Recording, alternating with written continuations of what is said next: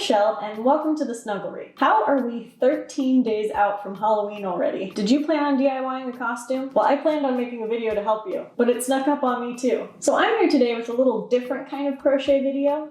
I'm going to share with you how I crocheted this Winnie the Pooh costume for my daughter the night before the holiday.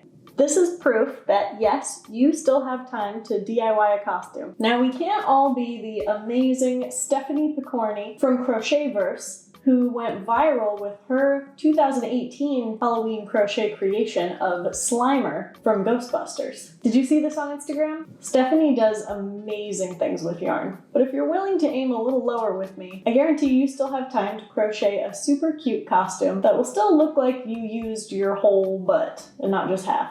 So rule number 1 is to pick a chunky yarn. It'll help your project work up much faster. You can sometimes run into wearability issues if it's too chunky, so there's kind of a trade-off with speed and comfort. But I used Bernat Velvet, which is a really soft, heavy, chunky to light, super bulky yarn.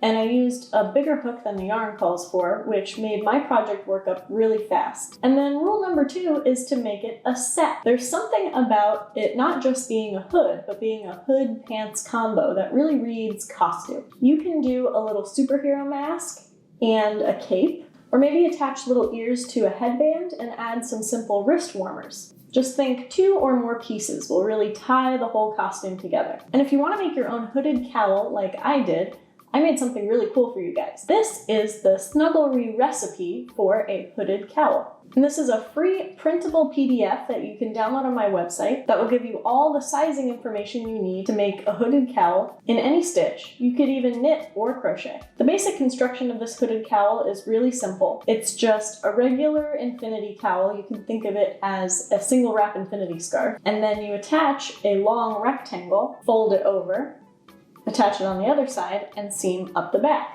So I'll do tutorials on this style of hood in the future, but in the meantime you can use this recipe for this Halloween costume because it includes sizes for the whole family, or just download it and keep it for future reference because you could make a hooded cowl anytime. Now on to the pants. I know last minute pants is kind of crazy, so don't feel like you have to make pants. Again, simple wrist warmers would have been a great alternative, but let me tell you how I made these no pattern pants. I got out a loose fitting pair of her pants and then chained a length of chains from the top of the waistband to about the bottom cuff of one of the legs. Then I worked a few rows. You can use any stitch you like. I used double crochet. And when you reach the inseam, working down from the waistband, simply chain the remaining number of stitches down the leg. Then on the next row, work your chosen stitch into those chains and in all the remaining stitches, and continue working in rows from the other half of the pants until the 2 legs are the same number of rows. Repeat the process to make 2 little 2D pants, and then seam them together down the sides here and in the inseam.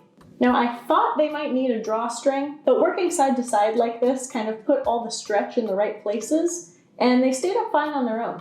Admittedly, not the best fitting pants ever, but for my mostly stroller-bound 1.5-year-old who only needed to wear them one day, they definitely served their purpose. So you've got your chunky yarn, you've got your set of at least 2 pieces. Now it's time to add the finishing touches. These are the little pieces that are actually the quickest part to make, but really dictate what your costume is. Let's talk about ear shape. If you go with little circles, you have a bear. Big circles, it's a mouse. Little triangles, cat.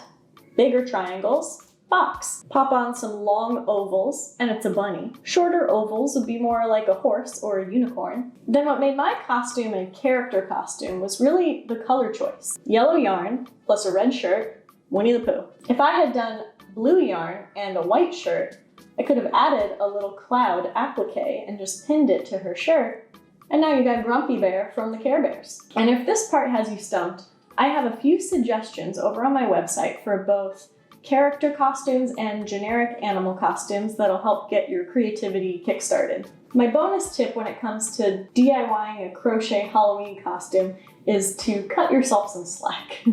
Relax, don't stress.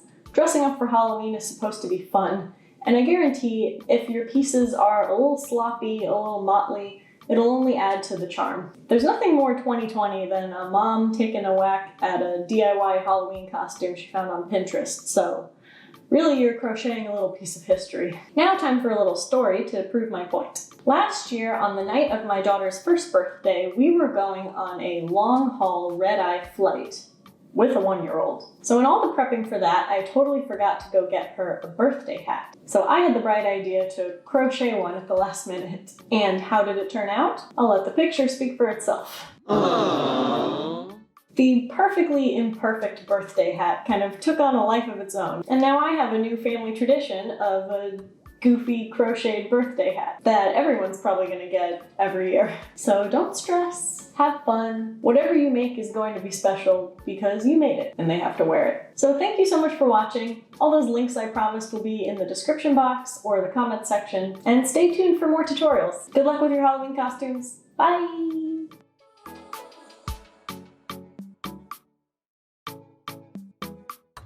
Hi. I'm here today